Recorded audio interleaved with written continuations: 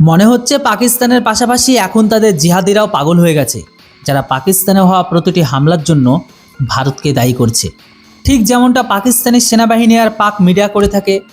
আসলে বন্ধুরা, আপনারা সকলেই জানেন যে আজ থেকে একদিন আগে পর্যন্ত অর্থাৎ 1 জুলাই রাতে পাকিস্তানের ভেতরে কিছু জঙ্গি ঘাঁটিতে আফগানিস্তানের নেতৃত্বাধীন তালেবান সরকার বিমান হামলা চালিয়ে দিয়েছে, যে হামলা আইএসআইয়ের কিছু জিহাদি নিহত হয়।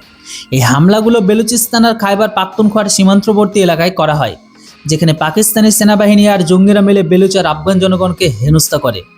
এখন পাকিস্তান গত কয়েকদিন আগে আফগানিস্তানের পাকতিয়া, পক্তিকা, কুনার এই সমস্ত প্রদেশে যে বিমান হামলা চালিয়েছে, তারই জবাবে আফগান তালিবান এই অ্যাটাকটি করে, যার দায় এখন পাকিস্তানের জঙ্গি সংগঠনগুলো ভারতের উপর চাপাচ্ছে। দেখুন, আপনারা সামনে যে ছবিটি রয়েছে না, সেটি হিজবুলের সুপ্রিম কমান্ডার সৈয়দ উসমান সালাউদ্দিনের, যে মিডিয়ার সামনে ভারতকে হুমকি দিয়ে বলছে ভারত যে তালেবানের সাথে মিলে আমাদের ঘরবাড়িগুলোকে নিশানা বানাচ্ছে, তার উপযুক্ত জবাব ভারত খুব শীঘ্রই পাবে।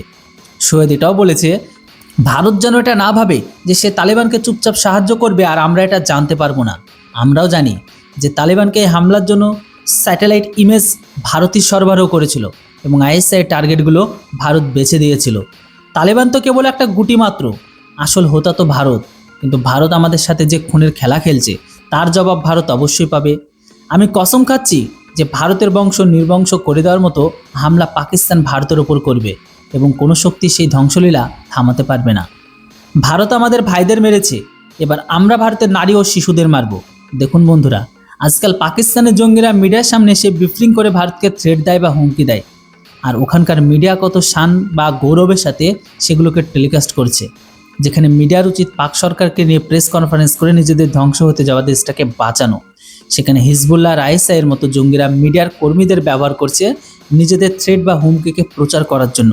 মানে এটা কোনো দেশ নাকি সন্ত্রাসীদের প্ল্যানেট, তা মাথায় ঢুকবে না যে কারণ। যাই হোক, ভারতকে এমন কত হুমকি না দেওয়া হয়েছে আর কতই বা দেওয়া হয়নি, বরং হুমকি দেওয়া লোকেরা আজ এই দুনিয়াতে বেঁচে নেই। খুঁজলে হয়তো দেখবেন হাতে গোনা কয়েকটি, কিন্তু ভারত নিজের শান আর মর্যাদা নিয়ে এগিয়ে চলেছে।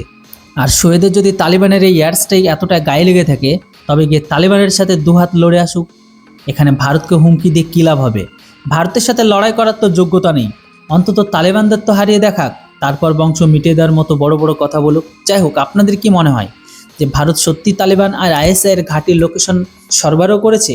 এই বিষয়ে আপনাদের মতামত কি, নাকি এটি পাকিস্তানের আরও একটি নতুন প্রোপাগান্ডা? এ বিষয়ে অবশ্যই আপনাদের মূল্যবান মতামত কমেন্ট বক্সে লিখে জানান।